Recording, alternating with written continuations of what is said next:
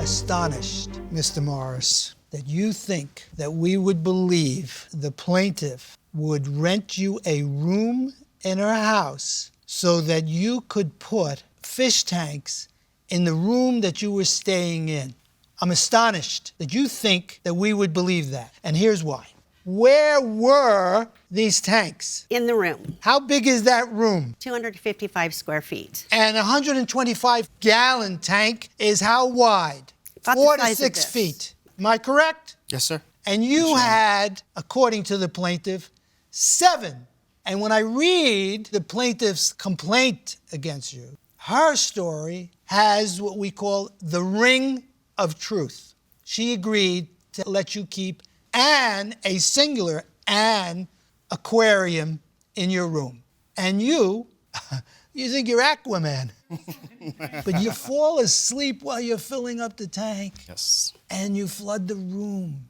Now, you have a list of the damages that'll add up to $5,000 there? Yeah, there is a list that adds up to more than that. Okay. By the way, you were doing it yourself, right? Yes. Why didn't you finish then? Why didn't you fix it to her satisfaction? So on October 30th, I have video footage of the plaintiff moments after I leave. She heard me drive away and went into my room, and she's looking around with a piece of paper in her hand. She's trying to find a place to stash this paper. So through the audio of my camera, I address her. I ask her, what are you doing in my room? And you can see her try to hide the paper and throws it behind the door. All right, so let's see the video. So as you can see, the walls are freshly painted, the baseboards are put in. She wanted us to remove them so that we can do the flooring first. But it's obviously working on the room. At the same time, keep in mind, I'm sleeping on the patio.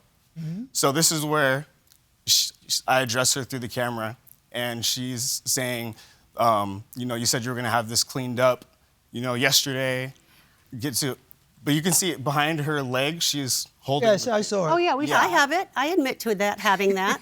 So this is October 30th. That eviction notice is dated as being served on October 1st. Wait, what happened? Miss it. Okay, wait. May I respond to that? I want to watch the video one more time, just because I missed whatever everybody was oohing and ahhing about. I have a copy of the 30-day notice in my hand. I'm shaking my head in disgust. I'm not trying to hide the notice right now. I'm not trying to hide the notice. Well, look what happens when he starts talking to you. I didn't move when he started talking to me. I was holding it at my side. Now it's behind her back. Right. It's at my side. And then watch as she turns around, obviously trying to conceal it. And then behind the door, and the paper disappears. Okay. Where did it go?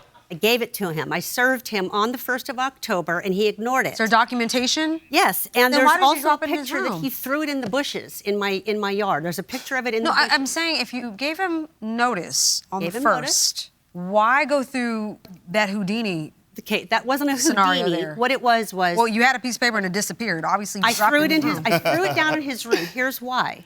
I didn't want to be near him until I because he left. was very volatile. He was very volatile, and I was very stressed. Nothing was getting done.